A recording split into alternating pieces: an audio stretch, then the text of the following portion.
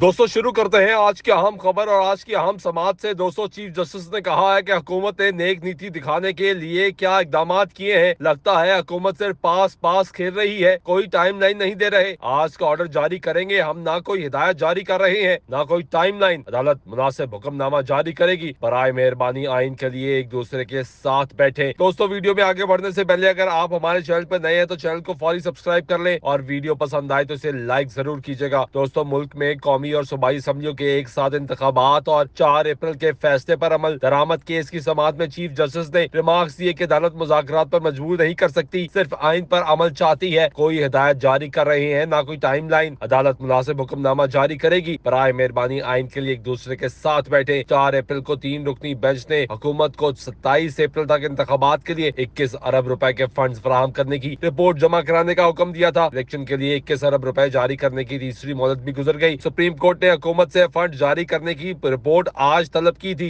आज समाअत के आगाज में अटॉर्नी जनरल मंसूर उस्मान अवान ने अपने दलाइल में कहा कि 19 अप्रैल को हुकूमत और अपोजिशन में पहला राब्ता हुआ। हुकूमत और अपोजिशन में 26 अप्रैल को मुलाकात पर इतफाक हुआ था। 25 अप्रैल को याद सादिक और साद रफीक की असद कैसर से मुलाकात हुई। असद कैसर ने बताया कि वो मुज़ाकरात के लिए बाइख्तियार नहीं है। गुज़िश्ता रोज हुकूमती इत्तेहाद की मुलाकातें हुई। 2 जमातों को मुज़ाकरात पर एतराज था लेकिन रास्ता निकाला गया। चेयरमैन सेनेट ने ईवान बाला में हुकूमत और अपोजिशन को खतूत लिखे हैं। चेयरमैन सेनेट ने हुकूमत और अपोजिशन से 4 नाम मांगे हैं। दोस्तों चीफ जस्टिस ने इस्तफसार किया कि असद कैसर के बाद क्या कोशिश की गई कि कौन मुज़ाकरात के लिए बाइख्तियार है। अटॉर्नी जनरल ने बताया कि मंगल को मीडिया से मालूम हुआ कि शाह महमूद कुरैशी मुज़ाकरात के लिए बाइख्तियार है। चीफ जस्टिस ने पूछा कि चेयरमैन सेनेट से किस हैसियत से राब्ता किया गया। इस पर अटॉर्नी जनरल ने जवाब दिया कि सेनेट वफाक की अलामत है, इसलिए चेयरमैन सेनेट को कहा गया। दोस्तों चीफ जस्टिस का कहना था कि 19 अप्रैल को चैम्बर में आपसे मुलाकात हुई। हमारे एक साथी की अदम दस्तियाबी के बायस 4 बजे समाअत नहीं हुई थी। फारूक नाइक ने कहा था चेयरमैन सेनेट सहूलत कारी करेंगे। चेयरमैन सेनेट हुकूमत के नुमाइंदे हैं ना अपोजिशन के। हुकूमत मुज़ाकरात में संजीदा है तो खुद इकदाम उठाती। मुज़ाकरात करने पर अदालत मजबूर नहीं कर सकती। अदालत सिर्फ आइन पर अमल चाहती है ताकि तनाज़े का हल निकले। अदालत को कोई वजाहत नहीं चाहिए, सिर्फ हल बताएं। चेयरमैन सेनेट इजलास बुलाएंगे, इसमें भी वक्त लगेगा। दोस्तों वही हुआ जिसका खदशा था। सुप्रीम कोर्ट को मुज़ाकराती अमल का बताकर पंजाब असम्बली के आम इंतखाबात का मामला चंद दिन के लिए इल्तवा का शिकार किया गया, मगर कई रोज गुजरने के बावजूद मुज़ाकराती अमल का बाकायदा आगाज ही न हो सका। बज़ाहिर मुज़ाकराती अमल एक दिखावा और अदालती हुक्म को इल्तवा में डालने के सिवा कुछ नहीं था। मुज़ाकराती अमल के मामले पर सियासी जमातों की जानिब से जो तेजी ईद से कबल देखी गई,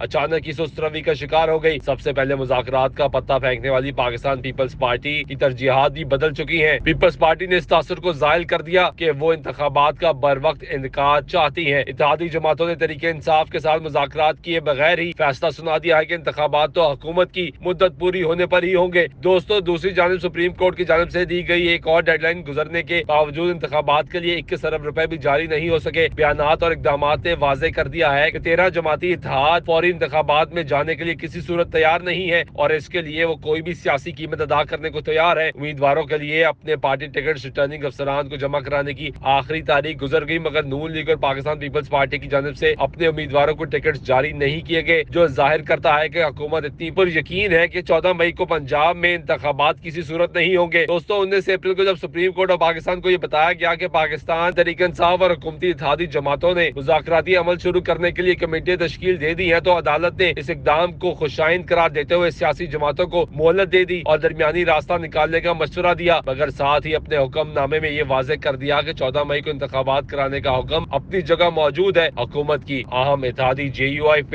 अभी तक इमरान खान के साथ बैठने के लिए तैयार नहीं, जबकि हुकूमत का मौक़िफ़ है कि JUIF के फैसले तक मुज़ाकराती अमल शुरू नहीं होगा। साथ ही ये फैसला भी हुआ है कि मुज़ाकराती अमल पार्लियामेंट की सतह पर शुरू होगा। दोस्तों PDM हुकूमत इंतखाबात को इल्तवा का शिकार करने के लिए वजह तो ये पेश कर रही है मुल्क भर में इंतखाबात एक साथ होने चाहिए ताकि सूबे में बनने वाली हुकूमत कौमी असम्बली के इंतखाबात पर असरअंदाज न हो सके, मगर इस हकीकत से कोई इनकार नहीं कर सकता कि हुकूमत में बैठी जमात अवाम की अदालत में जाने की पोजीशन में नहीं है। ये बात रोज़े रोशन की तरह आया है कि तारीख की बदतरीन महंगाई और मौजूदा सूरत-ए-हाल में हुकूमती बेबसी के बाद अवाम में जाने का नतीजा क्या होगा। दोस्तों ऐसे में हुक्मरान जमात नून लीग तो शायद तौहीन अदालत के नतीजे में 2-3 शख्सियात की नाअहली की सूरत में कुर्बानी देने को भी तैयार नजर आती है। हुकूमत की जानिब से इलेक्शन कमीशन को 21 अरब रुपए जारी करने के मामले को एक मरतबा फिर पार्लियामान में लाने का फैसला किया गया है, मगर इस मरतबा हिकमत अमली कुछ तब्दील की गई है क्योंकि इससे कबल मनी बिल और सप्लीमेंट्री ग्रांट मुस्तरद होने को सुप्रीम कोर्ट ने वजीर आजम के पास अक्सरियत न होने से ताबीर किया था। इस मरतबा इसे मनी बिल या ग्रांट की सूरत में नहीं बल्कि इंतखाबी अखराजात के मामले को पार्लियामान में गौर व खौस और बहस के लिए पेश किया जा रहा है। दोस्तों, इंतखाबात से मुताल्लिक केस में हुकूमती बयानिया बड़े तजादात का शिकार है। कभी सुप्रीम कोर्ट के फैसले को 4-3 का फैसला करार देकर उसे अकलीती करार दिया जाता है, तो कभी हुकूमत इस फैसले पर अमल दरामद रुकवाने के लिए जतन करती नजर आती है और मुज़ाकरात की पेशकश करके अदालत से वक्त मांगा जाता है। इंतखाबात से मुताल्लिक केस के एक मरले में पीडीएम जमातों और पीपल्स पार्टी ने अदालती कार्रवाई का बायकॉट करने का इलामिया जारी किया, मगर अगले ही रोज अदालत ने अपने फैसले पर यूटर्न लेकर कहा कि उनकी जानिब से बायकॉट नहीं किया गया।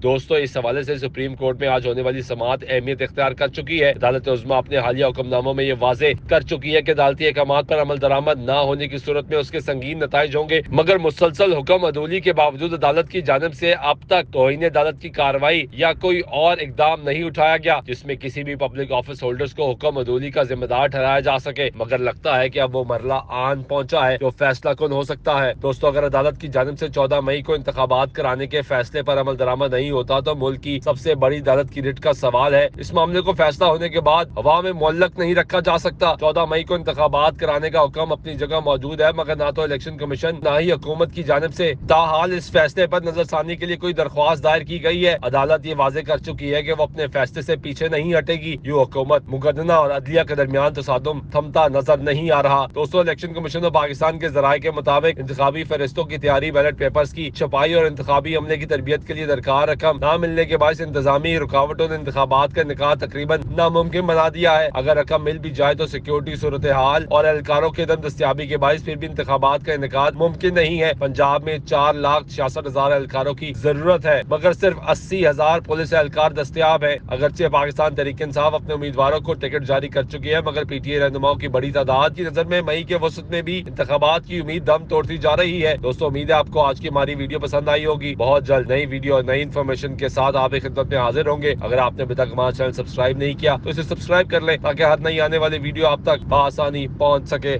शुक्रिया।